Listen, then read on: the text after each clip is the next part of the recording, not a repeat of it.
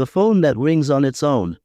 One quiet night, I was home alone when suddenly I heard my phone ringing. I picked it up, but no number was displayed. I answered calmly, "Hello," but there was no sound.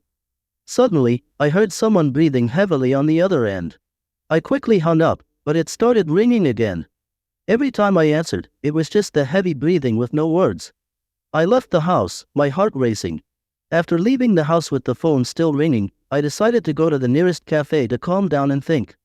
I entered the cafe, sat at a table, and placed my phone in front of me. Suddenly, I noticed that the phone was off. I was shocked. How could it ring if it was off? I panicked and decided to go back home. When I arrived, I found the door open. I went inside and heard the same breathing sounds I had heard on the phone, coming from the room. My heart stopped.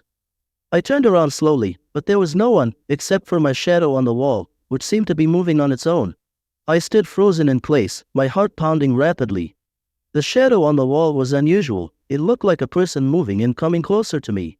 I tried to scream, but no sound came out. Suddenly, the shadow stopped, and it felt like I was dreaming. Then the phone rang on its own again, but this time, when I answered, I heard a voice say, "You're not supposed to be here." The phone turned off, and everything returned to normal. Since then, I haven't stopped thinking about what happened. Was it a warning? Will it happen again?